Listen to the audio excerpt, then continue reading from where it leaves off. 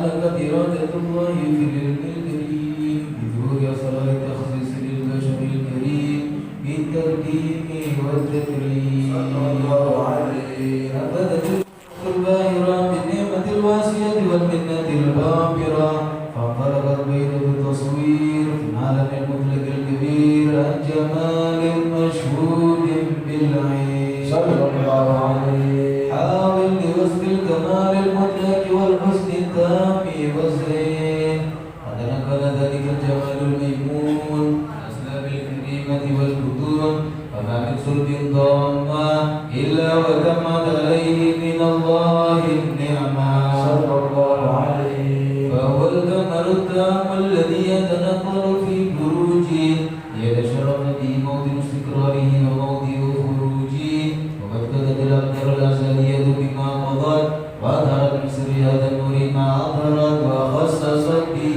من خصص صلى الله عليه كان مستقر في الأسرار الفاخرة والأرحام الشريفة الطاهرة حتى برزت على شهادة بشر لا كالبشر نورا حجر الأفكار ظهوره وبهار فتعلق همة الراتب لهذه الحروف بأيكم ما في هذا الإرضاس ما هو لديه من أجاب ذلك النور معروف صلى الله عليه وإن كانت الألسن لا تفي باسم سار أوصاف ذلك الموصوف تشبيكا للسامعين من خواص المؤمنين وترويحا للمتعلقين بهذا النور المبين صلى الله عليه وإلا فأنا ضارب الأكلام عن شؤون خير الأنام ولكن الزني لا تدوين معبده من سر أشرف المخلوقين وما أكرمه الله به في مولده من الفضل الذي عم العالمين صلى الله عليه وبقيت رايته في الكون منشورة على مر الأيام والشهور والسنين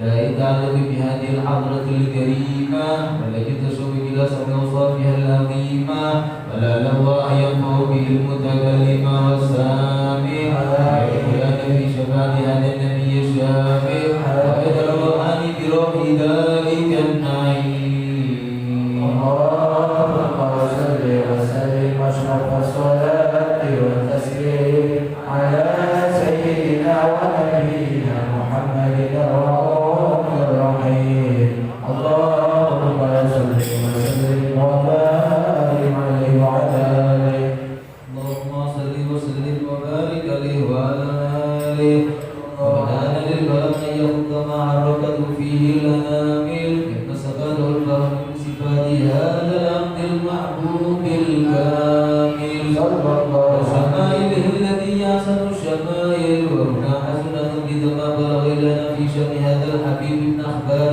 وآثار يتشرف في كتابة القلم الإرضاس وتتنزه في هدائك الأسماء والأمصار وقد بلغنا في الأحاديث المشهورة أن أول شيء خلقه الله والنور الموضع في هذه السورة نور هذا الحبيب أول مخلوق برز في العالم ومنه ذكر الوجود خلقا بعد خلق فيما حدث وما تقدم صلى الله عليه فقد أخرج ابن الرزاق بسنده جابر بن عبد الله الأنصاري رضي الله عنهما قال قلت يا رسول الله يخبرني عن أول شيء خلق الله قبل الأشياء قال يا جابر إن الله قبل الأشياء نور نبيك محمد صلى الله عليه وسلم من نوره وقد ورد من حديث أبي هريرة رضي الله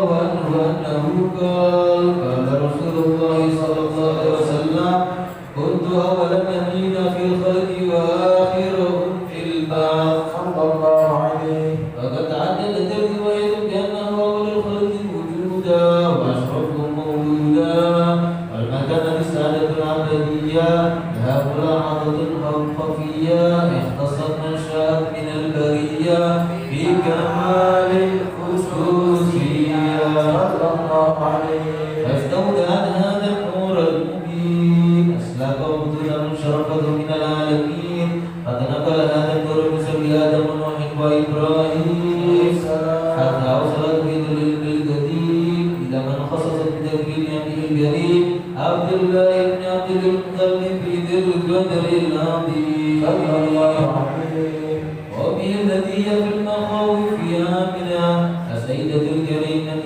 آمنا فتلقوا في الباب الله فألقوا إلى مضيها فقد نحشرها بمعونة الله محافظة على حد هذه الدرة وسونها صلى الله عليه فحملته برعاية الله كما ورد أنها حملا خفيفا لا تجد له ثقلا فلا تشمل ألما ولا إللا حتى مر الشهر بعد شهر من حقه وقرب وقت الخروج إلى عالم الشهادة لتنبسط على أهل هذا العالم فيوضة الفضل وتنتشر فيها دار المجد الصميم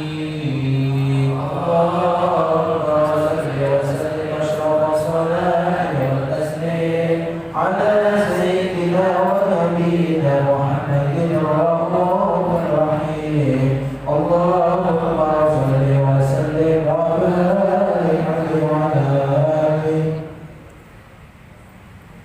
اللهم صل وسلم وبارك عليه وعلى آله فإن أقرب لهذا الحبيب على الذي السماوات والأرض لمن فيهن بترهيب وامطر الوجود إلى أهل الوجود وألسنة الملائكة بتبشير للعالمين هذا العين سبحان الله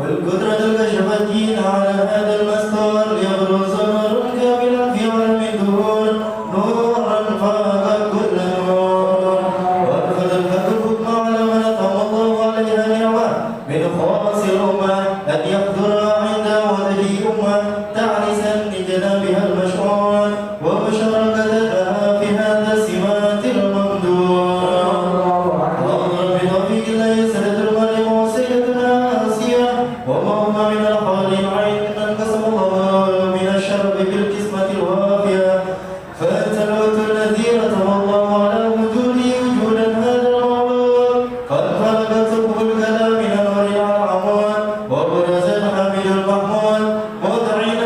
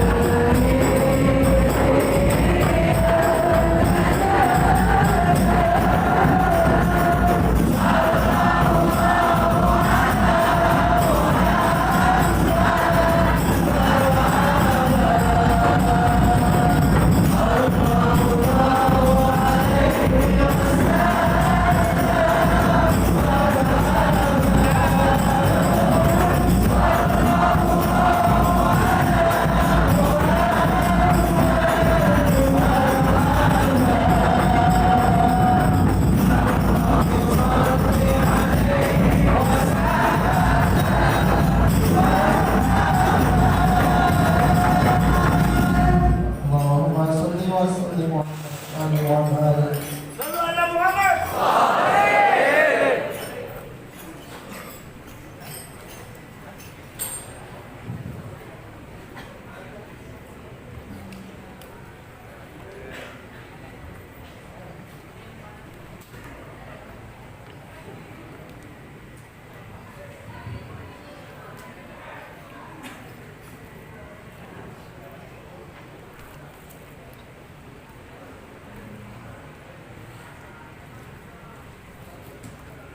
Ayo surah.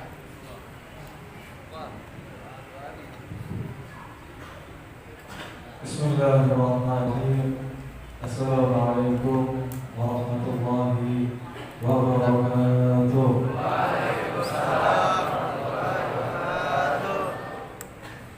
Innal hamdalillah nahmaduhu wa nasta'inuhu wa nastaghfiruh wa na'udzu billahi min shururi anfusina wa min sayyiati a'malina. Man yahdihillahu fala mudilla lahu wa man yudlil fala hadiya lahu.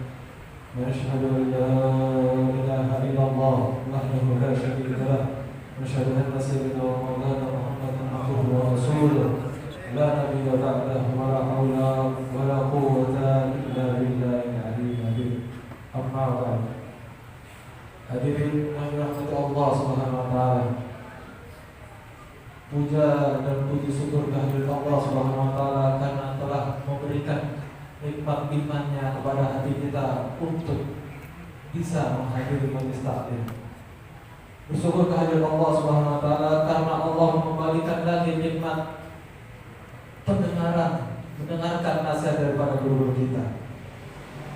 Bersyukur kehadirat Allah Subhanahu wa taala karena mata kita ini saat ini Allah jaga daripada memandang maksiat. Bersyukur kehadirat Allah Subhanahu wa taala karena Allah pilih kedua mata kita yang senantiasa berdosa setiap harinya untuk memandang daripada pewaris Nabi alaihi salatu wassalam. Baginda Rasul sallallahu alaihi wasallam sabdakan dalam hadisnya, memberikan kabar kepada para sahabat hingga saat ini. Baginda Rasul sallallahu alaihi wasallam sabdakan, "Wa man sarrathu hasanatuhu wa man sa'athu sayyi'atuhu fa huwa mu'min." Baginda Rasul sallallahu alaihi wasallam sabdakan memberikan kabar kepada umatnya. Umatnya apa katanya Rasul sallallahu alaihi wasallam? Dan barang siapa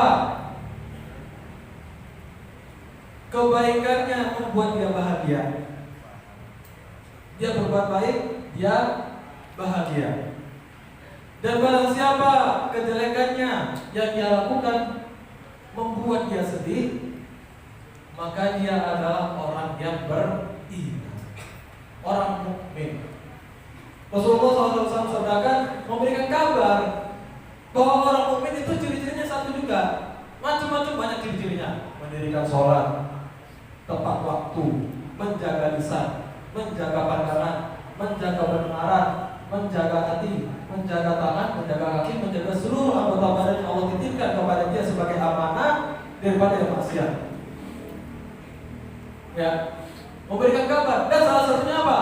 Kalau berbuat baik dia bahagia, kalau dia melakukan maksiat dia sedih, maka dia itu adalah orang yang mukmin.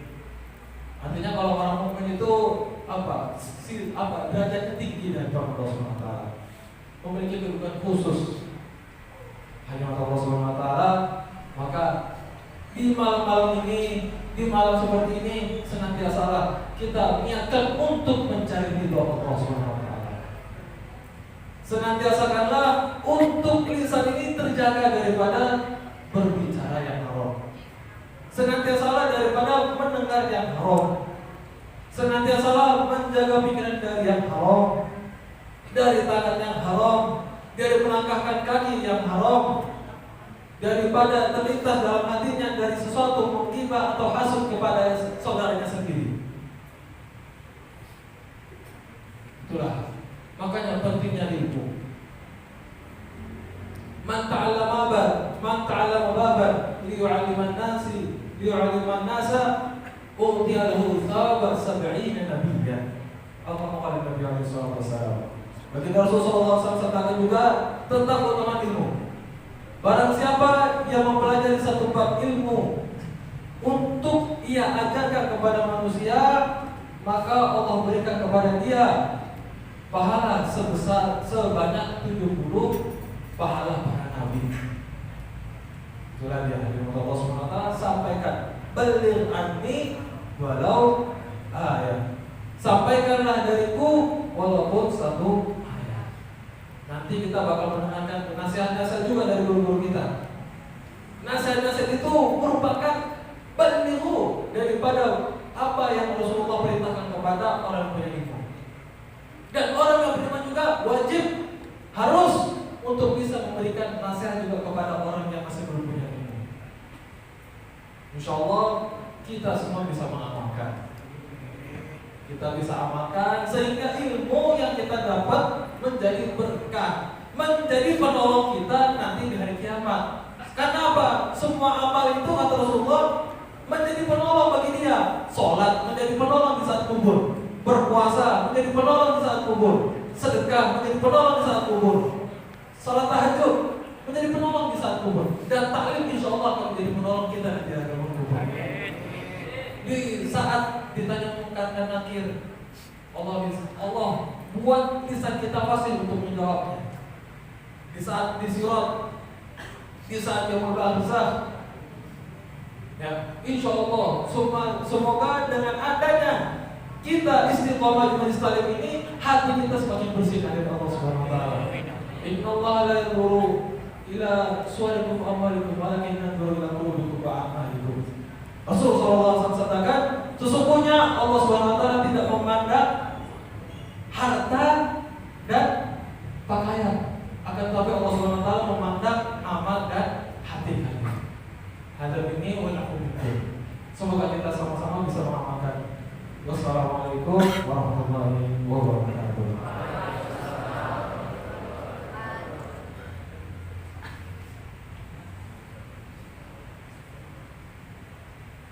Bismillahirrahmanirrahim. Assalamualaikum warahmatullahi wabarakatuh.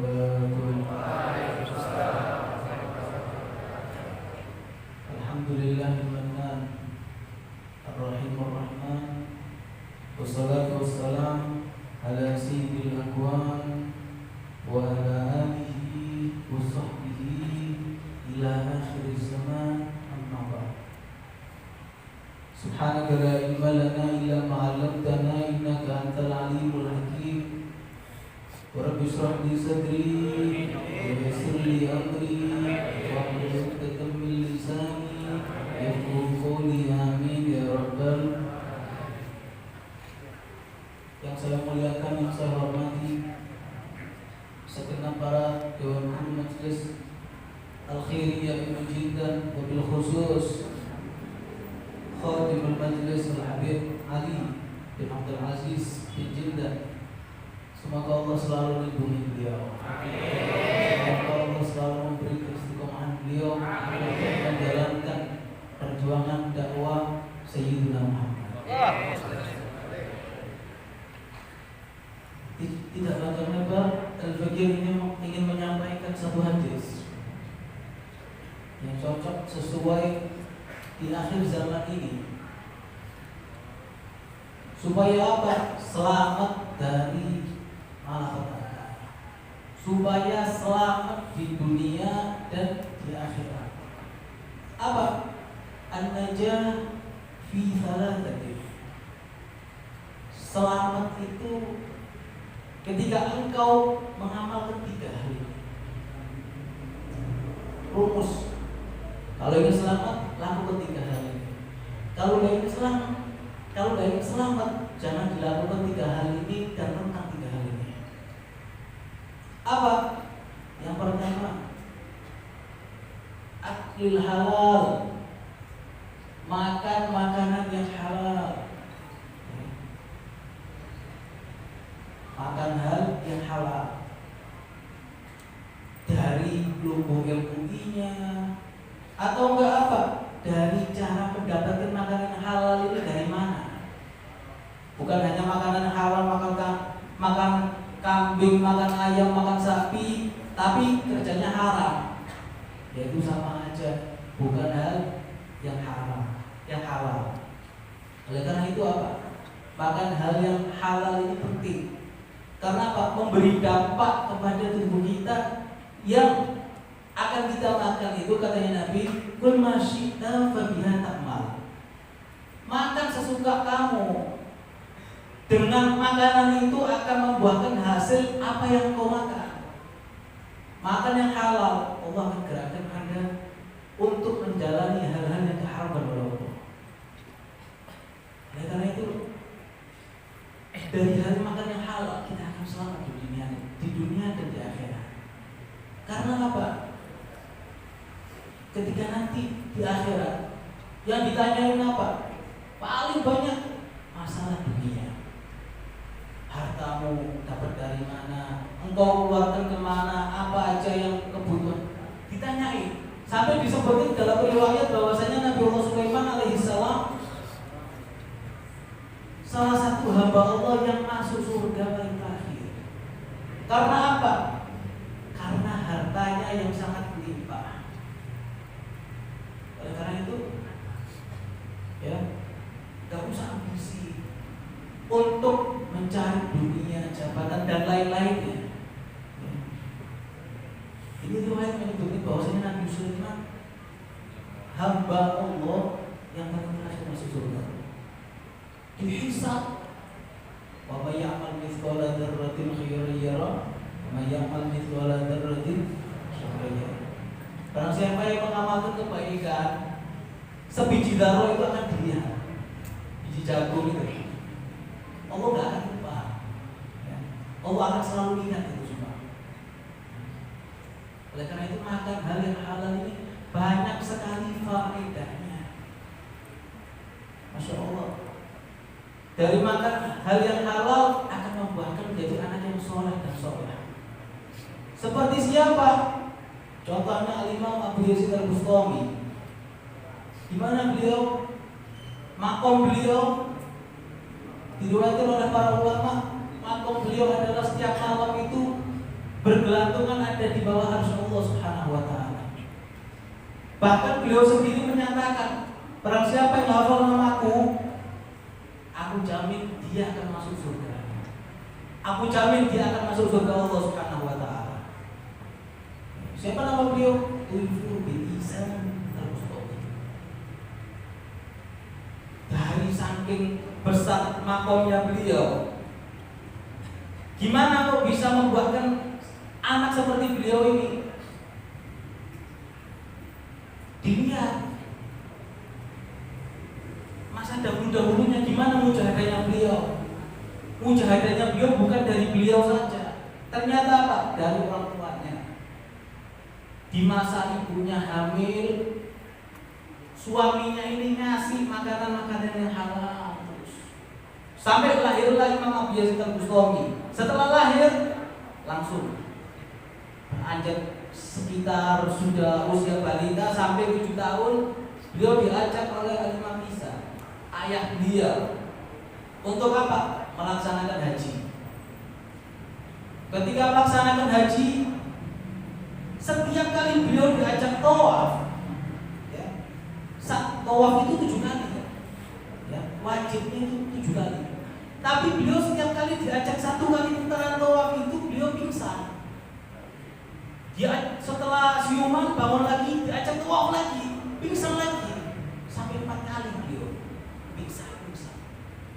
Akhirnya ada salah satu wali min awliyaillah melihat hal tersebut, langsung diomongin abahnya, Pak, sampean tahu nggak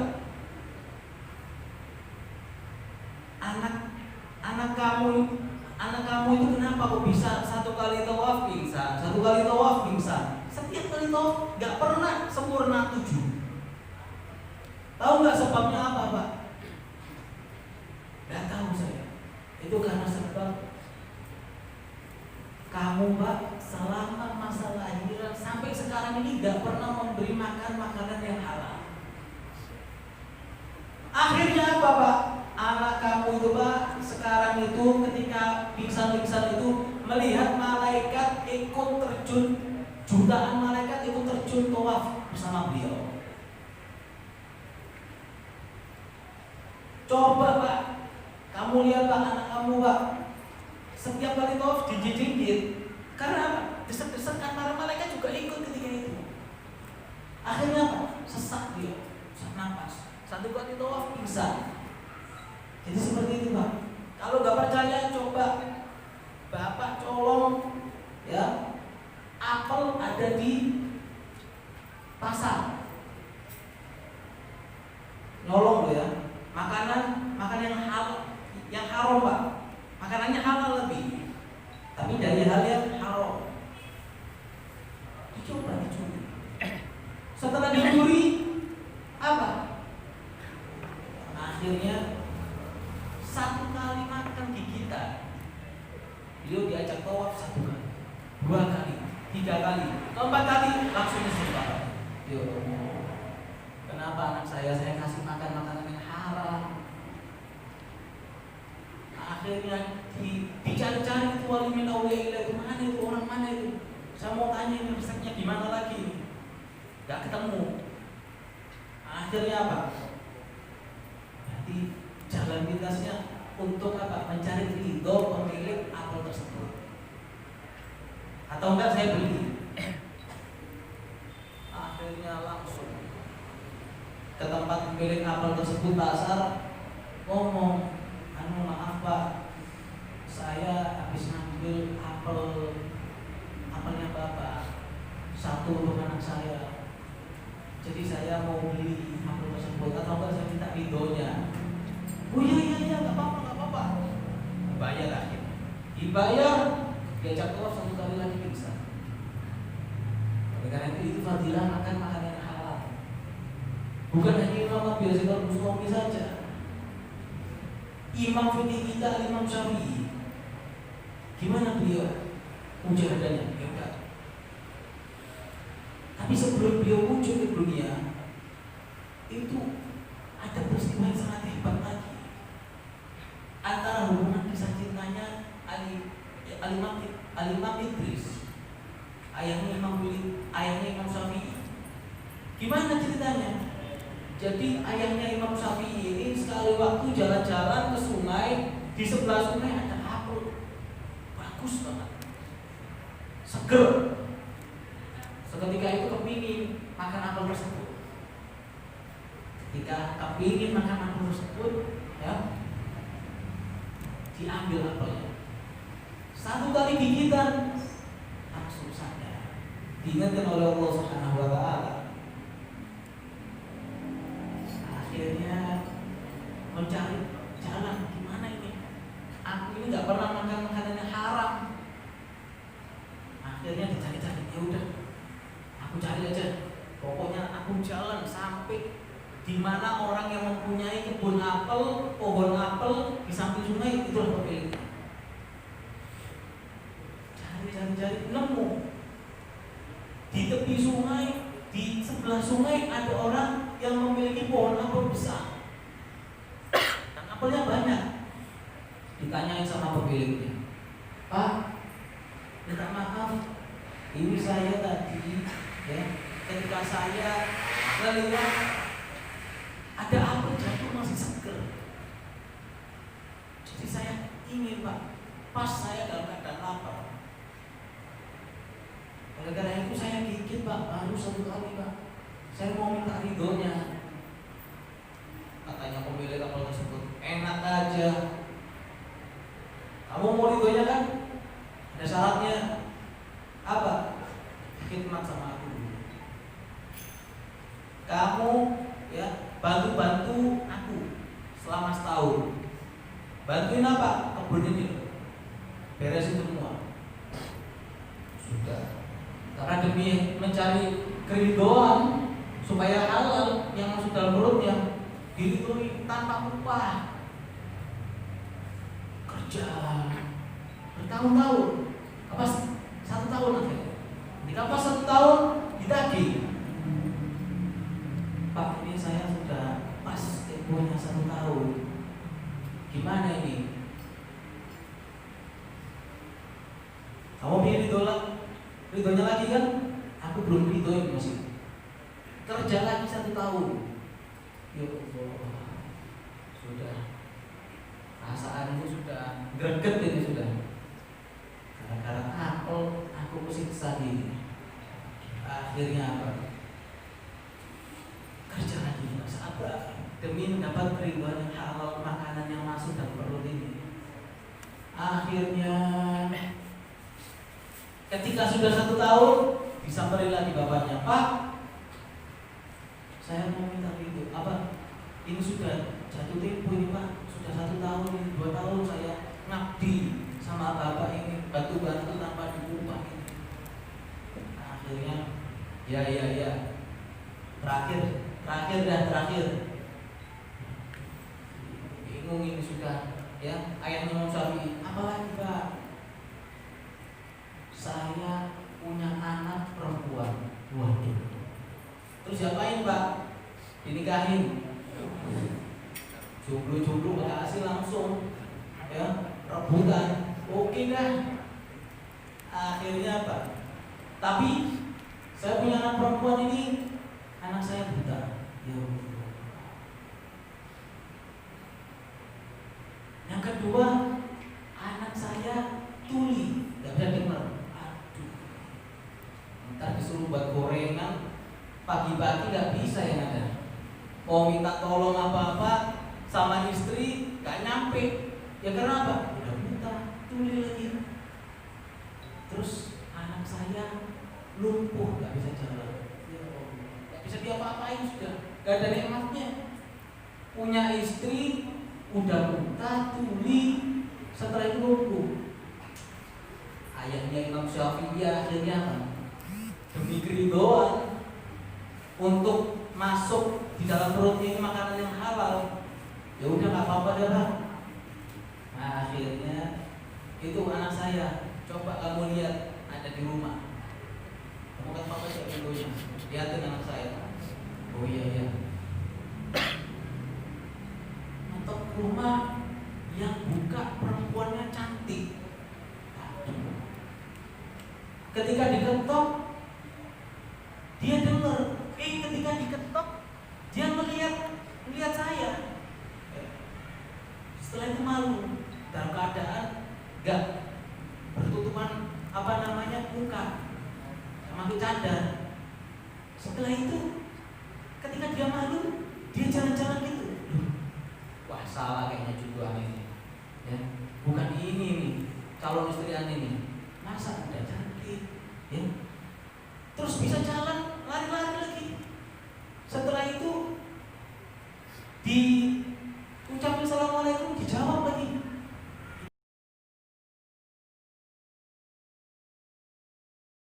Tanya lagi sama bapaknya, Pak, itu beneran itu putri bapak? Ya iya itu.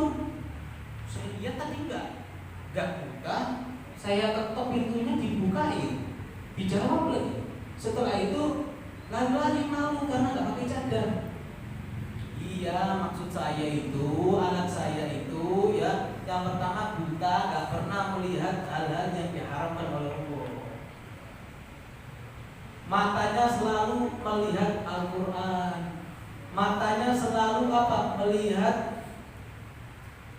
orang alim ulama. Matanya selalu melihat kitab-kitab. Oleh karena itu anak saya nggak pernah melihat hal-hal yang diharamkan oleh Allah. Makanya saya bilang apa? Buta dari hal-hal yang diharamkan oleh Allah. Itu maksud saya. Dan terus tuli kok bisa tadi? Kok jawab salam saya? Iya, telinganya itu nggak pernah mendengar hal-hal yang diharamkan oleh Allah. Mendengarkan riba, namimah, fitnah, nggak pernah. Anak saya seperti itu. Selalu telinganya itu mendengarkan nasihat, Al-Quran, qasidah, sholawat. Terus ada pun lumpuh, Pak. Itu kan bisa jalan dari lari malah. Iya, nggak pernah kakinya ini jalan ke tempat hal-hal yang diharamkan oleh Allah Subhanahu wa Ta'ala. Oh, senang sudah. Yang mendapat jodoh yang perfect. Ya. Bukan jodoh yang apa-apalah. Seperti sekarang banyak akhir zaman ini yang seperti itulah. Semoga yang sedikit ini bisa bermanfaat.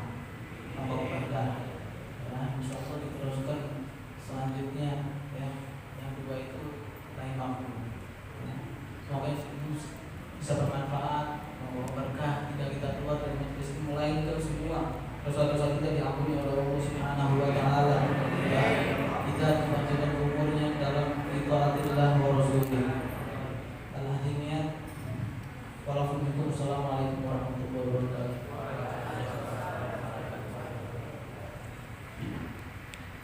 Thank you.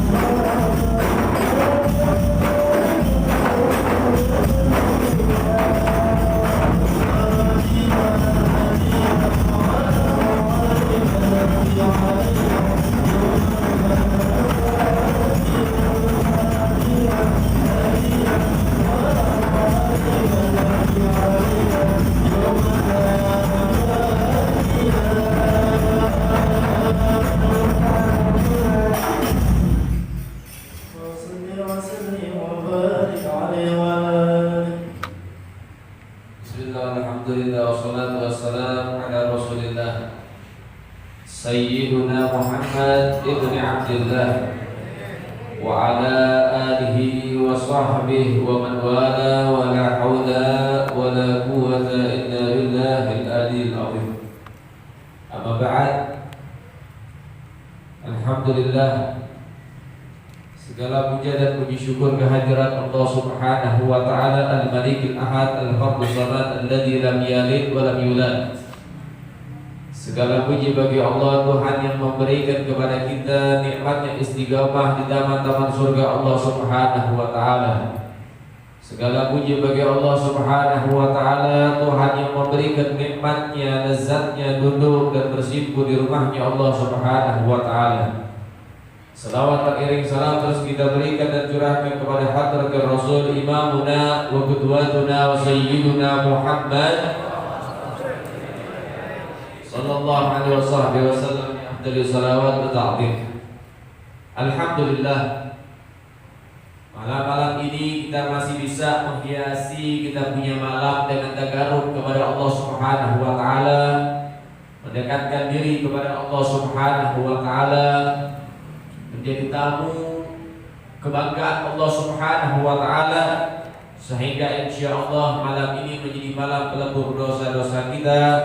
Dosa-dosa telah menumpuk dan telah menenggelamkan kita, sehingga malam ini menjadi malam pengampunan dari Allah Subhanahu wa taala. Ya ayyuhal hadir rahimakumullah, beberapa waktu yang lalu mungkin ada di antara kita yang tenggelam di dalam maksiat kepada Allah, di dalam jauhnya kepada Allah Subhanahu wa taala ketika berpindahnya malam, berpindahnya tahun, sehingga kita lalai, sehingga kita ghaflah, sehingga kita lupa dan akhirnya tenggelam di dalam kemurkaan Allah Subhanahu wa taala. Namun malam ini kita sadar bahwasannya penting di dalam kembali kepada Allah, taubat kepada Allah, dan bersimpu di hadapan Allah Subhanahu wa taala. Ketika kita tidak pernah bosan di dalam bermaksiat kepada Tuhan, maka kita harus tahu bahwasannya Tuhan pun tak pernah bosan untuk memaafkan daripada kesalahan hamba-hambanya yang meminta maaf kepadanya. Kita gak pernah bosan maksiat, kita gak pernah jenuh di dalam berbuat dosa. Allah pun demikian. Allah tidak pernah bosan di dalam mengampuni daripada hamba-hambanya. Ya, Allah demikiannya apa? Demikian Allah tidak pernah bosan di dalam mengampuni dosa-dosa sang hamba. Begitu cintanya Allah kepada si hamba, kecintaan yang besar yang Allah berikan kepada umat baginda Nabi Muhammad, luar biasa. Allah Ta'ala cinta sama umat Rasulullah sangat luar biasa, sehingga Allah permudah ketika si hamba, ketika si umat untuk mendapatkan daripada pengampunan dari Allah Subhanahu wa taala. Kalau umat-umat terdahulu sulit pengen dapat ampunan, sulit pengen mereka mendapatkan daripada ghafur, pengampunan dari Allah Subhanahu wa taala, tapi umatnya Rasulullah diberikan kemudahan oleh Allah Subhanahu wa taala. Sehingga Allah mengatakan apa? Allah yuhibbut tawwabin. Allah itu mencintai hamba yang gemar bertobat kepada Allah Subhanahu wa taala. Jadi manusia mahalul khata wa nisyan, tempat salah, tempat lupa. Sehingga perbanyak bertobat kepada Allah, minta maaf kepada Allah, minta ridha sama Allah. Pengen tidur, ente di situ doa, ente minta maaf sama Allah, ya Rabb, ampuni kesalahanku satu hari ini, ampuni kesalahanku di yang lalu-lalu ya Allah. Sesungguhnya Engkau Zat yang Maha mengetahui, dan Engkau mengetahui apa yang aku kerjakan, sehingga aku mohon kepadamu ya Allah, ampuni segala macam kesalahan-kesalahanku. Minta maaf sama Allah tiap mau tidur. Kenapa? Karena khawatir ternyata itu adalah tidur ente yang terakhir. Ketika ente minta maaf sama Allah, ente taubat kepada Allah saat pengen tidur, di saat itu ente masih ada nyawa, ente minta maaf, ente taubat, ente minta pengampunan dari Allah, ente tidur jam 15, itu hari terakhir ente. Sehingga hari itu ente tutup dengan taubat kepada Allah, maka ketahuilah dosamu diampuni oleh Allah Subhanahu. Itu penting, saudara. Mendekatkan diri kepada Tuhan itu penting. Dengan memperbanyak tobat itu termasuk upaya mendekatkan diri kepada Allah Subhanahu. Ada satu kisah menarik. Ini kisah terjadi di kota Makkah. Ada satu onta. Ini onta merobos masuk ke Masjidil Haram. Diterobos Masjidil Haram. Ada yang ngalangin, ya. Polisi-polisi di situ ngalangin. Itu digigit sama itu onta, dilempar. Orang ngalangin, digigit, dilempar. Yang depan orang-orang, wah ini onta ngamuk nih. Masuk masjid, onta masuk masjid, masuk ke dalam. Sampai di dalam, masuk di pelataran Masjidil Haram, ada satu orang soleh melihat. Dengan keadaan demikian, ini orang soleh bilang, udah deh, lepasin biar kalau tak mau ngapain terserah.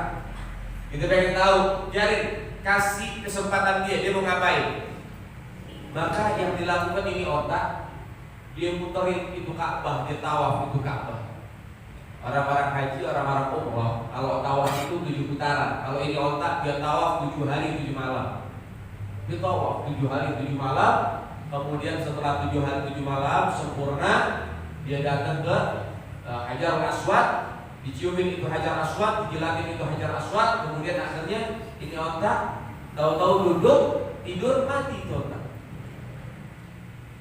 Bayangin, hewan pengen dekat sama Tuhan, pengen dekat sama Allah Ta'ala, sampai dia tawaf orang 7 kali, dia 7 hari. Hewan punya perasaan pengen tobat sama Allah padahal tidak ada dosa. Hewan punya perasaan pengen dekat sama Allah padahal mereka itu gak punya dosa. Mereka gak jauh. Kenapa kita manusia yang punya akal gak punya ada rasa semangat buat dekat sama Allah? Kenapa kita manusia yang diberikan akal oleh Allah gak punya rasa selalu tobat mengharap ridhonya Allah Subhanahu wa ta'ala? Otak masih ada otaknya. Tobat sama Allah, punya upaya, punya usaha untuk mendapatkan perhatian Allah Subhanahu wa ta'ala. Kita manusia banyak dosa, maksiat tiap hari. Kadang-kadang lupa sama tobat. Istighfar aja setahun sekali, kadang-kadang seminggu sekali. Ini perlu kita pahami. Saudara dimuliakan oleh Allah Subhanahu wa ta'ala. Maka oleh sebab itu, karena banyaknya waktu yang kita lalui, kita hiasi dengan dosa dan maksiat. Sekarang apa salahnya waktu yang kita lalui kita isi dengan warna-warna indah, dengan keadaan taat dan tunduk patuh kepada Allah Subhanahu wa ta'ala. Maka oleh sebab itu saudara dimuliakan oleh Allah Subhanahu wa ta'ala, warnai kehidupan Anda dengan taat dan tunduk kepada Allah Subhanahu wa ta'ala, sehingga kehidupanmu lebih mendapatkan arti dalam kehidupan, dan insyaallah hidupmu akan semakin dekat kepada Allah Subhanahu wa ta'ala. Ya ayyuhal hadir rahimahumullah. Kalau kita dekat sama Allah, entar orang-orang baik yang Allah deketin sama kita. Paham ya? Jadi kalau dekat sama Tuhan, Zat yang maha baik, maka orang-orang yang dekat sama kita juga orang-orang baik. Ente pengen punya teman yang baik yang Allah deketin kalau ente dekat sama Allah. Ente pengen punya sahabat yang baik. Ente punya pasangan hidup yang baik nanti yang dideketin sama Allah buat kita. Ente pengen punya orang tua yang baik, entah Allah Ta'ala kasih jalan buat orang tua kita jadi baik kalau kita dekat sama Allah Subhanahu. Apa yang kamu mau, maka yang terbaik yang Allah akan berikan kepadamu bila engkau dekat kepada Tuhan. Maka oleh sebab itu, ayo perbaiki hubungan Anda dengan Allah, maka Allah akan berikan hubungan yang baik, bahkan yang terbaik kepada kalian di setiap saat, setiap waktu dan di mana tempat. Itu paling penting ya. Oleh sebab itu jangan kita tinggalkan istighfar, selalu memperbanyak istighfar, apalagi di masa-masa saat ini. Di masa-masa yang lagi kacau, amburadul kayak begini, nanti banyak-banyak istighfar kepada Allah Subhanahu, banyak-banyak tobat, banyak-banyak minta ridho sama Allah Subhanahu wa ta'ala. sehingga istighfar kita akan menjadi tali penyambung supaya kita bisa memperbaiki kehidupan kita dan Allah memberikan yang terbaik dalam kehidupan kita dunia sampai akhirat. Amin ya rabbal alamin. Saudara yang dimuliakan oleh Allah Subhanahu wa taala. Nah, sebelum kita lanjutkan lagi, daripada nanti ada beberapa nasihat, kita minta saat ini Habib Soleh berikan beberapa mau'izah, sehingga insyaallah mau'izahnya akan bisa kita buat pegangan hidup untuk sampai kepada keridhaan Allah Subhanahu wa taala. Amin ya rabbal. Waktu dan tempat kita persilakan. Shallu ala Muhammad.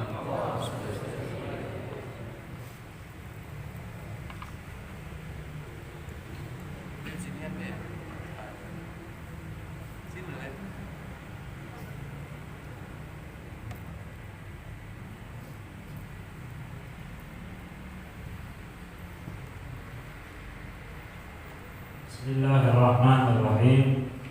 Assalamualaikum warahmatullahi wabarakatuh.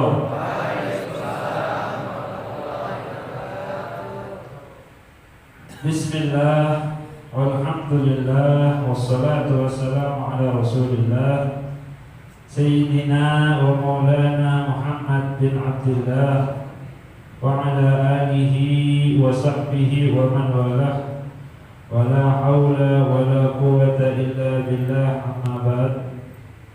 Subhanaka la ilma lana illa ma 'allamtana innaka antal alimul hakim. Rabbi shrah li sadri wa yassir li amri wa hlul 'uqdatam min lisani yafqahu qawli wahdi qalbi. Amin ya rabbal amin ya rabbal amin ya rabbal alamin. Alhamdulillah, yang sama-sama kita hormati, yang sama-sama kita muliakan guru kita bersama, akhina fillah walillah, Habib Ali bin Abdul Aziz bin Jeddah, ata'anallahu bituli hayatihi. Semoga Allah senantiasa memanjangkan umur beliau fi ta'atillah wa rasulah, fi sihhah wal afiyah. Dan juga yang sama-sama kita hormati para segenap dewan guru asatidz yang hadir di malam hari ini. Ada Al-Habib Ali Sajjad As-Segaf. Beliau baru datang dari Banjarmasin yang dulu dari Baghdad, yang dulu pernah ikut membantu kita di majelis ini dan di pesantren Habib Ali. Alhamdulillah beliau rindu dengan majelis yang seperti ini. Dan juga ada Ustaz Sultan, ada Habib Nadir, mobil khusus, ada tamu kita dari mana ini? Dari Alamboy. Ya, artis yang alhamdulillah ini artis, biasanya itu artis terkenal, ini artis yang tidak terkenal. Namun dikenal di kalangan Masya Allah. Ya. Nah, ini saudara saya, sepupu saya, Masya Allah. Antum, ini hatinya beliau Masya Allah bersih. Belum tentu hati kita sebersih hatinya beliau. Alhamdulillah. Beliau adalah Habib Fahmi Abidurus. Hadirin dan hadirat yang dirahmati oleh Allah Subhanahu wa taala. Alhamdulillah kita diberikan kenikmatan oleh Allah Subhanahu wa taala bisa berkumpul di sini. Duduk bersama guru kita, menimba ilmu, bersilaturahmi, dan banyak sekali pahala yang kita dapatkan di majelis ini, di masjid ini, yang semuanya dimuliakan oleh Allah Subhanahu wa taala. Kita mohon kepada Allah agar kita juga yang duduk di masjid ini, di majelis ini, di tempat yang mulia juga termasuk dimuliakan oleh Allah Subhanahu wa taala. Alhamdulillah. Hadirin hadirat yang dirahmati oleh Allah Subhanahu wa taala. Ini nih Habib Ali kalau sudah main dadakan manggilnya.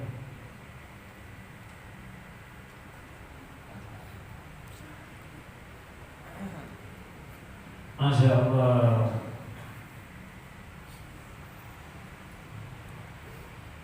Aku tadi mau bahas ini.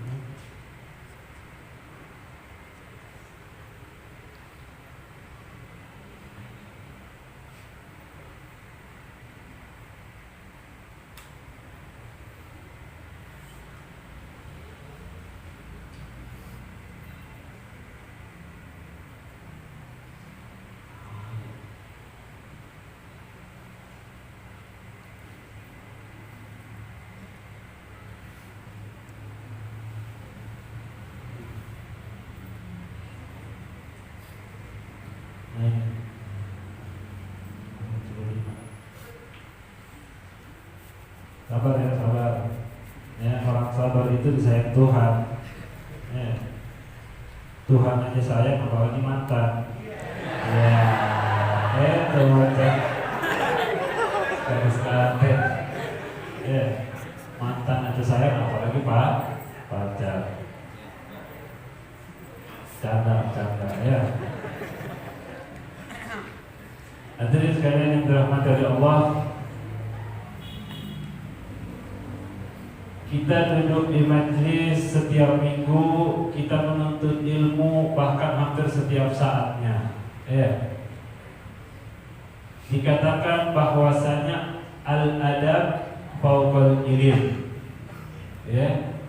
Adab itu di atasnya ilmu. Sering kita dengar bahwasanya adab akhlak itu di atas daripada ilmu. Juga dikatakan ij'al ilmaka milhan wa adabaka dagigan.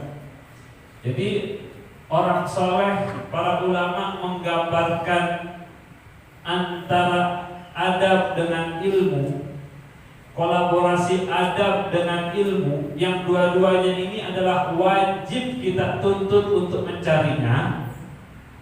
Ulama mengatakan jadikanlah ilmu kamu seperti halnya garam, dan akhlak atau adab kamu seperti tepung.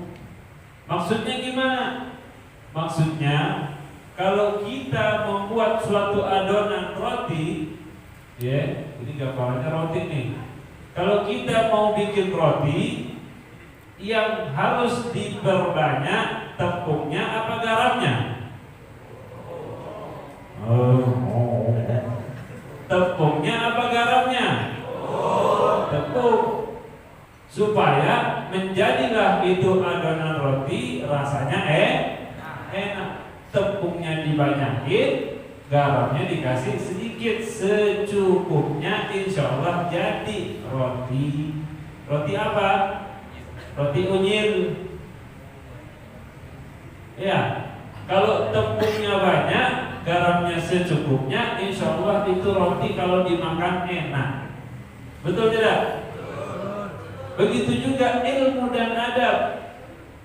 Kalau adabnya banyak, kemudian ilmunya dia mendapatkan ilmu secukupnya, maka insya Allah orang itu akan banyak dimuliakan oleh manusia, bahkan malaikat memuliakan orang tersebut. Kenapa? Adabnya bagus walaupun ilmunya secuil, walaupun ilmunya sedikit, tapi karena dia punya akhlak yang sempurna, maka dimuliakan oleh Allah, bahkan dicintai oleh orang tuanya, dicintai oleh siapa saja. Kenapa? Hasil kolaborasinya bagus. Kalau dibalik, ilmunya banyak tapi akhlaknya sedikit, walaupun hebat, walaupun punya kecerdasan yang luar biasa, tapi kalau tidak memiliki akhlak dan adab, maka itu orang banyak dibenci oleh orang. Betul tidak? Betul. Maka itu orang akan dijauhi daripada manusia. Betul tidak? Betul. Nah, Bukan berarti nyari ilmunya sedikit aja. Enggak. Ya, ente cari ilmu, terus cari ilmu, namun jangan dilupakan akhlak dan adab. Karena al-adab huwa ilm. Nah, di antara adab-adab yang harus kita ketahui ketika kita duduk di majelis ilmu, ketika kita duduk di masjid, apa itu? Imamul Haddad Al-Habib Abdullah bin Alawi Al-Haddad mengajarkan atau menasihatkan kepada kita. Beliau mengatakan, wa alaika, dan sepatutnya bagi kalian, idza jalasta bin tahaffud ala auratika wajlis mustaqbilan lil qiblah ala hayatil khusyu' wal waqar. Kata Imamul Haddad, sepatutnya bagi kalian wahai para penuntut ilmu, wahai para pencari ilmu, wahai yang istiqamah di majelis taklim, perhatikan adab, perhatikan akhlak. Apa kalau Anda sudah duduk di majelis ilmu, maka sepatutnya bagi kalian untuk banyak-banyak menjaga atau memperhatikan auratika, aurat kalian. Jangan hadir majelis ilmu pakai celana levis tapi lututnya sobek. Ya. Ini namanya tidak ada akhlak, tidak ada adab. Atau datang ke majelis ilmu pakai baju kaos walaupun auratnya ketutup tapi pakai baju kaos, artinya kurang sopan. Sehingga ilmu itu akan sulit untuk masuk ke dalam diri kita kalau kita kurang adab di hadapan guru, kalau kita kurang adab di tempat majelis yang dimuliakan oleh Allah Subhanahu wa taala. Wajlis mustaqbilal qiblah, dan duduklah dalam keadaan menghadap kiblat. Ini sunnah-sunnah di dalam menuntut ilmu. Menghadap kiblat. Beda sama guru, kalau gurunya menghadap kiblat, ngomongnya gimana caranya ya? Para penuntut ilmu sepatutnya menghadap kiblat kayak begini, masya Allah. Alhamdulillah semuanya pada mengamalkan. Menghadap kiblat. Menghadap kiblat ala hayatil khusyu', dalam keadaan tenang dan khusyuk, menghadirkan hati. Supaya apa?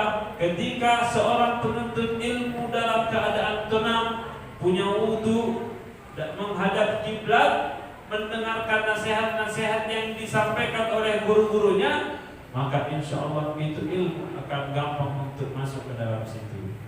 Ilmu itu akan gampang untuk masuk ke dalam pikiran kita. Beda zaman sekarang, memang menghadap kiblat, memang duduk di hadapan guru, ya duduknya tenang, tapi palanya nunduk, di bawah palanya ada HP, yang mana di situ dia lagi ngupload status, majelis taklim, ngupload status, tapi dengerin ceramah guru kagak, ini berarti orang tidak khusyuk.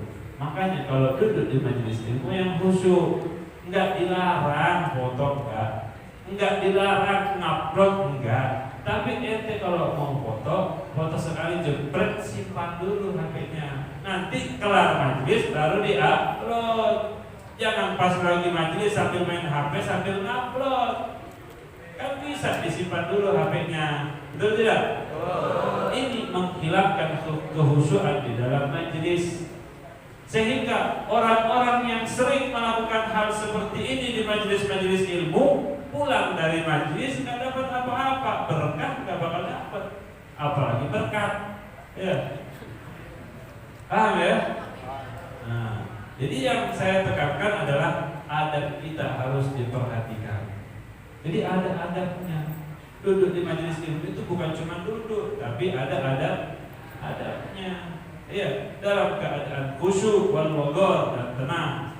Wala taksur al-ittirab, dan jangan memperbanyak sender. Kenapa? Sender itu bikin males. presenter begini. Beda kalau guru-gurunya. Kenapa? Karena gurunya udah pada tua, dia laki-laki. Kalau ente masih muda semua, anak STM semua gitu. Ya, paham ya? Duduk, jangan nyender. Kadang-kadang di pojokan dengerin kakinya di atas gini. Iya, ini adabnya nggak ada. Iya, orang kalau nggak punya adab, ilmu akan susah masuk. Ya, walaupun ada tembok segede apapun jangan disenderin. Kenapa? Tunjukkan akhlak dan adab kalian di hadapan ilmu, di hadapan guru-guru Anda. Insya Allah Anda akan mendapatkan barokah ilmu.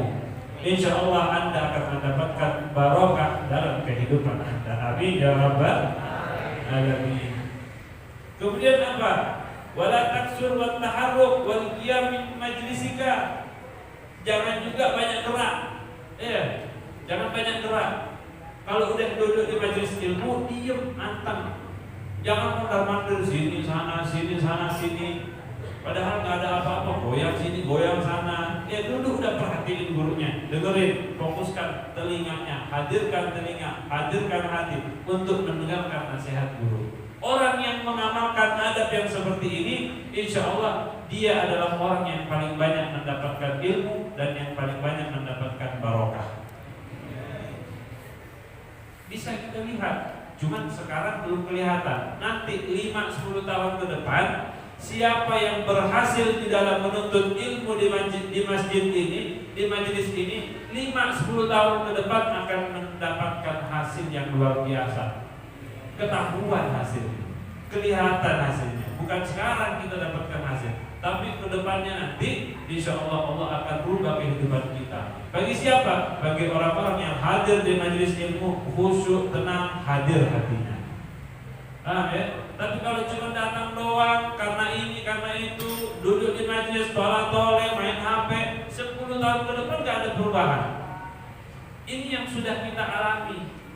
Ini yang sudah kita rasakan, yang sudah pernah mengalami yang namanya menuntut ilmu. Mudah-mudahan kita semuanya mendapatkan barokah itu.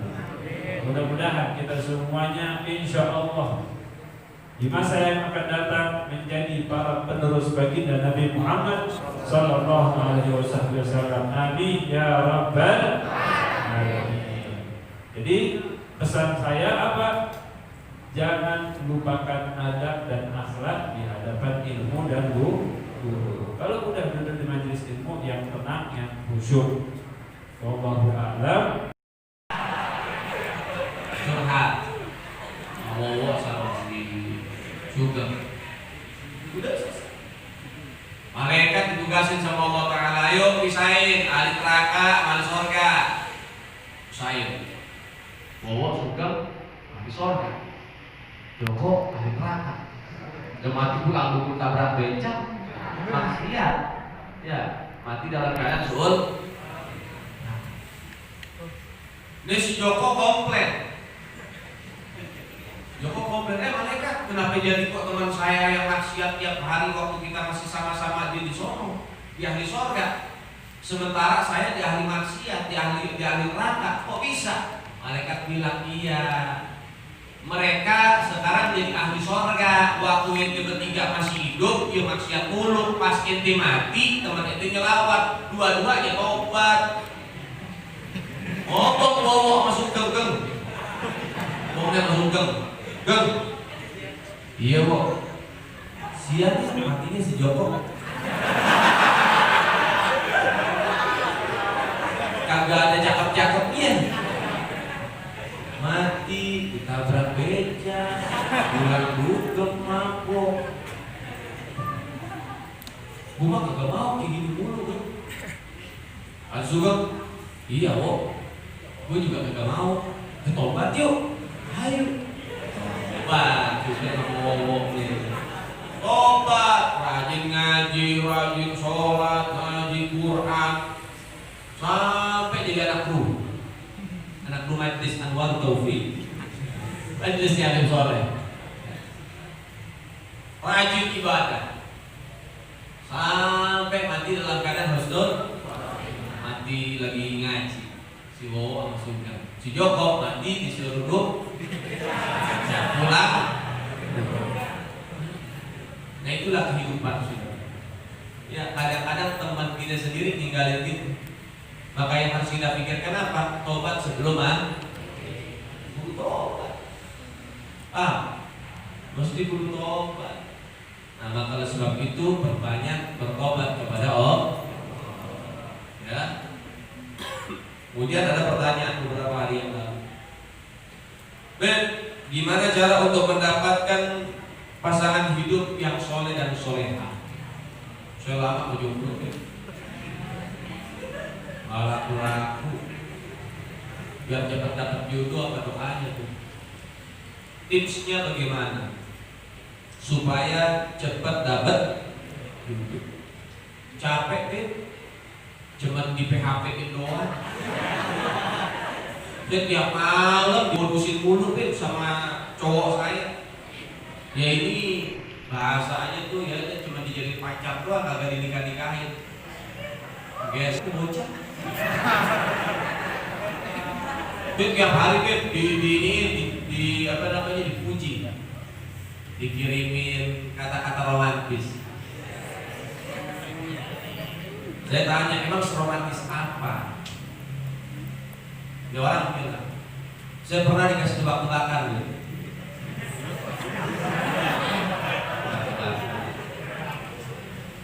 Apaan tuh tebak-tebakan? Kenapa air laut asin?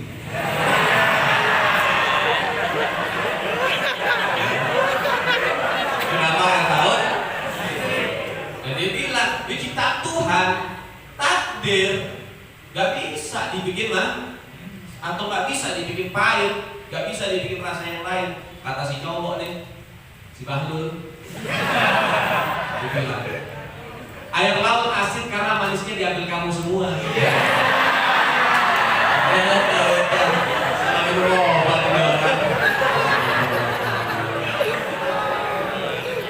Jadi karena manis diambil ente semua, jadi asin tuh air laut. Bisa cewek mesem-mesem.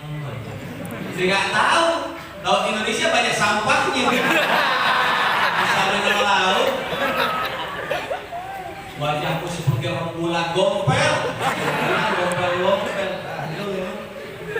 Ya, Masya Allah.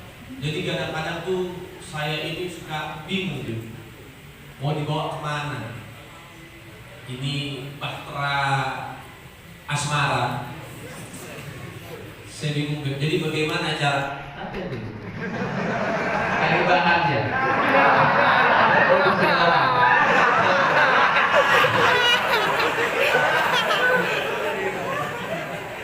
Jomblo yang tabah. Ya lah masih lama, tenang aja. Jodoh gak kemana. Ya kalau jodoh nyatok ya udah. Amin. Jadi sekarang saya mau tobat, bagaimana? Gampang. Ninggalin maksiat. Supaya dapat orang yang baik, jodoh yang baik. Berikut modal-modalnya menikah. Ya orang nikah kan butuh pakai duit. Dia sewa tenda, masa iya pakai dao? Bener gak? Catering, pakai duit. Ketika bayar pakai daki, ya bisa. Jadi kagak bisa pakai duit semua. Kadang-kadang ada orang jodohnya ada, ya orang jodohnya ada. Jodoh ada, modal gak ada. Bener ya? Jodoh ada, modal ada, restu gak ada. Banyak banget penghalang. Jodoh ada, modal ada, restu ada, orang ketiga ada. Bener ya? Buat jaga di kehidupan ada. Lebih gimana nih supaya dapat jalan yang baik? Ini Nabi bilang, ya satu tips dari Nabi supaya dapat jodoh, dapat modal, plus pasti dikasih keturunan. Pasti dikasih keturunan, gak bakal dikasih mandul. Mau ente nikah 3 tahun gak punya anak, 4 tahun gak punya anak, 5 tahun gak punya anak, 100 tahun lagi kalau perlu gak punya anak. Tapi kalau ente menempuh jalur ini pasti ente dikasih keturunan sama Allah.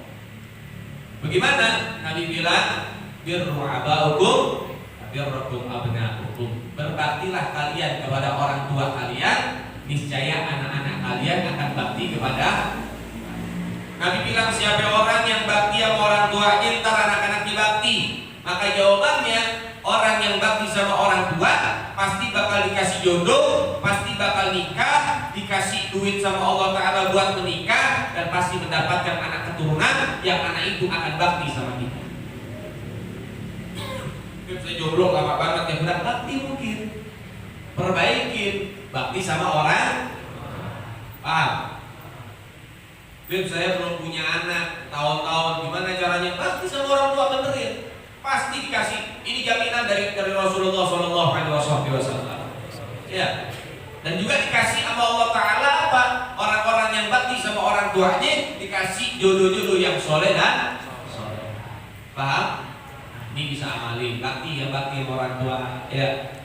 Yang bagus sama orang tua, yang akhlak, yang adab, seperti yang tadi Habib Soleh sampaikan, yang akhlak, yang adab. Kemudian seperti Habib Ali saja tadi ceritakan tentang Imam Syafi'i, Muhammad bin Idris Syafi'i, ayahnya itu ya menjadi anak yang baik, bakti sama orang tua, yang akhirnya menjaga hubungan dia dengan Allah Ta'ala, sehingga akhirnya cuma gara-gara delima, yang mengatakan apel, yang ada yang mengatakan delima, yang dibawa arus sungai, dia makan, kemudian akhirnya dia cari, akhirnya apa? Diberikan hukuman sama sang pemilik, akhirnya mendapatkan istri yang solehah, cakep, cantik, kemudian akhlaknya baik, ilmunya baik, dan juga perangainya baik. Itu adalah ibunda Imam Syafi'i. Orang baik dapat daripada pasangan yang dan keturunan yang akan menjadi keturunan yang paham. Maka oleh sebab itu udah tinggalin dah ya. Dia orang yang masih ada cem-cemannya, tinggalin ya. Jadi kalau betul-betul gentleman, parahin bapaknya, Pak. Kupinang anakku dengan martabak telur. Jangan salah ya, tapi ada DP bos, gimana ini? Gimana motor kita jadi DP-in? Masa anak orang kagak di DP gitu. Ya, DP-in. Jadi perlu kita juga jadi pemberani. Ya, jangan kebanyakan pacaran. Tapi kalau itu usia udah cukup.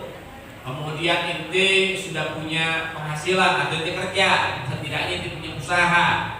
Nah, segitu apa lagi? Ya udah, ente izin sama orang tua, izin dulu sama orang tua. Pak, Bu, saya udah kayaknya waktunya nikah. Saya pengen nikah nih. Saya pengen izin, saya ada target. Saya punya target. Itu saya incar dari zaman dulu. Dari zaman dia masih piyik makan bur, saya incar ya. Makan bur. Sudah incar nih Pak. Kira-kira bagaimana pendapat Bapak? Ajak musyawarah, paham? Musyawarah, dikasih doa, bismillah, jalan berangkat, udah berangkat. Bilang minta sama orang tua, ya, minta sama orang tuanya, jadi ngobrol dari hati ke hati. Kalau ente mau minta anak orang, ente harus belajar untuk apa? Menampilkan tampang muka kelas. Nah, ente tampang muka kelas aja deh. Tampang-tampang ini apa namanya? Kalau minta pinggir jalan, muka kelas. Cuma ente jangan ke rumah orang pakai baju sobek-sobek ya. Buka wepotan oli, jangan begitu juga. Muka kelas aja dah. Ya, tampang-tampang muka. Jadi apa? Supaya nanti deal-dealan harganya. Karena kan kalau mau nikah kan pasti kan ngobrol. Mana nih budgetnya berapa buat acara dan lain sebagainya. Nah supaya kelihatan muka itu kesian bocah. Ini makanannya juga belum tentu nih. Tapi ini enak baik, gue tahu. Itulah gue terima dah. Nah, jadi tampang-tampang muka kelas. Ini Habib Fahmi udah belajar. Gimana kalau belajar? Terus sepeda ya. Sepeda, Habib nih, ini pelajaran potente. Sepeda distandarin, itu sepeda dimainin, pedalnya diputer-puterin, sepedanya diem, pedalnya aja diputerin. Nah ini muka kelas, tapi ini terlalu luas. Ada kesian sama Habib. Doain tiap malam mudah-mudahan dapat jodoh. Tapi orang yang terakhir ini mungkin jodohnya. Salah 88, oh salah itu. Jadi begitu, ya. Ente orang mesti kudu siapin mental. Kemudian saran dari saya, kalau ente minta anak orang ditolak, itu jangan pro. Gak usah bingung, biarin. Mungkin bukan jodoh. Bilang sama bapak,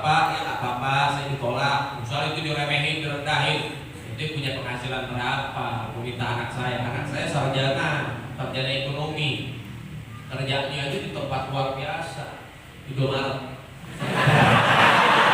Sarjana ekonomi, dia mau minta anak kerjaan apa? Bilang, oh bapak nggak terima saya, nggak apa-apa pak, doain biar saya dapat yang lebih baik. Ini ngomong-ngomong besok saya punya janji pak sama Siska. Terus siapa lagi dia calon kedua? Dan saya kan punya plan pak. Bos Cumpak bebas. Sekarang lagi naik daun tuh Cumpak ya. Bos Cumpak bebas. Ditolak satu, lain lagi cari. Gak usah terus, nanti kadang-kadang jangan ke orang inilah, jangan ke orang terlaluan.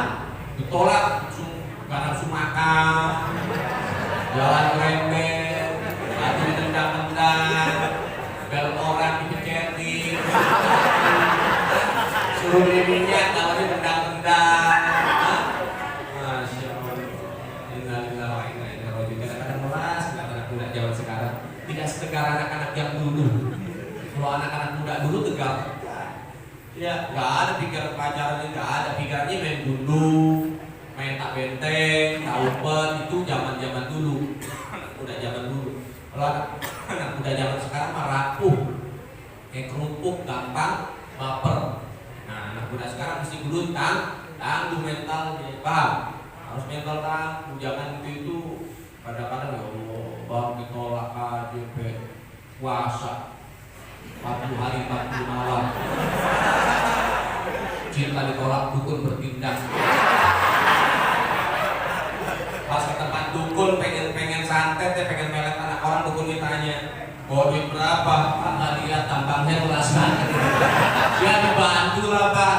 Kata dukun, "Lu kemarin nggak mau duit, kita bantuan, kira gua apa? Sekarang bulan begitu." Dulu secara dukun percuma, makanya orang kalau dilakukan itu udah pusing lah pokoknya. Al-muhim intinya kalau kita dekat sama Allah Ta'ala bakal kasih jalan yang baik. Ditolak satu bakal dikasih jodoh ya. Nah, itu usah bingung, gak usah sampai matiin lampu di kamar sampai 4 bulan, buat gondrong ya. Kalau satu lah di manusia ya, ibadah ditolak langsung bingung. Jadi ibadah sholat Allah Akbar, menajat minta sama Allah Ta'ala. Allah Ta'ala ini zat yang maha menggerak-gerakkan hati, membolak-balikkan hati. Sekarang dia nolak, besok lusa ente bakal keras minta nikah sama saya. Gimana caranya? Ku sebut namamu dalam sujud terakhir.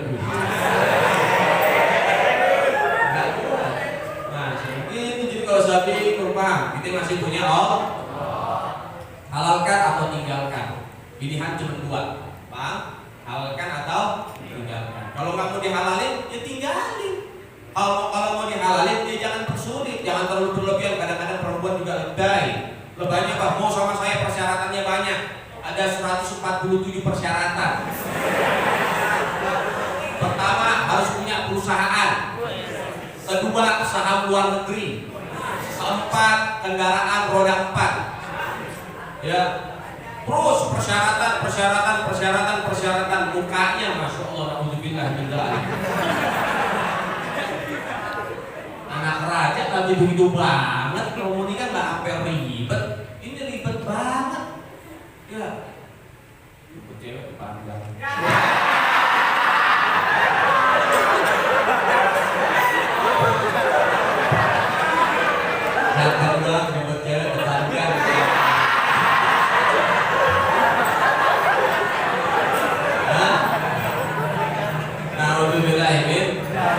Motor pit, rokok, magnum,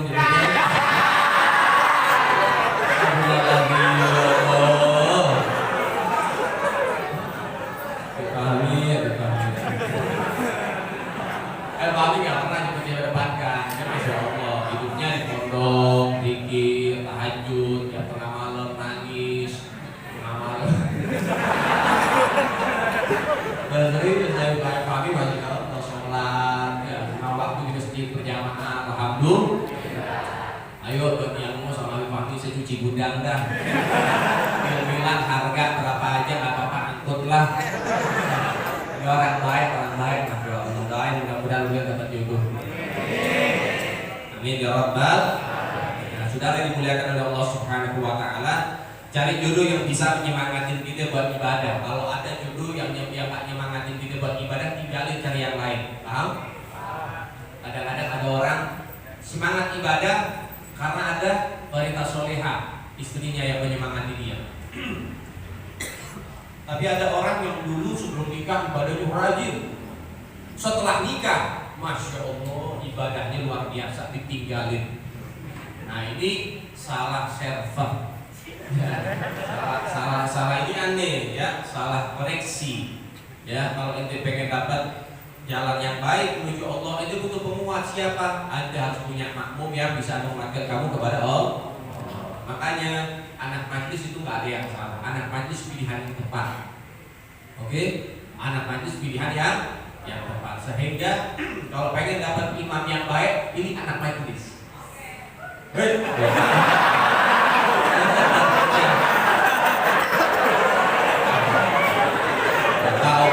Oke, jangan jadi majlis sebagai ini tempat cari jodoh, salah. Ngaji. Pikirannya bodoh dulu. Innalillahi wa inna ilaihi raji'un. Kalau pengen istri soleha, anak majlis, paham? Ini kagak ngaji, sholat jarang, sekali doa pengen punya istri yang soleha lah, mimpinya anak. Stres nih bocah. Nah iya sakit. Udah bagaimana pengen dapat yang baik kalau dirinya tidak baik. Kalau pengen baik, mendapatkan pasangan hidup yang baik, harus juga bisa jadi orang yang baik. Paham? Nah oleh sebab itu, niat hadir majlis, niat deketin diri sama Allah.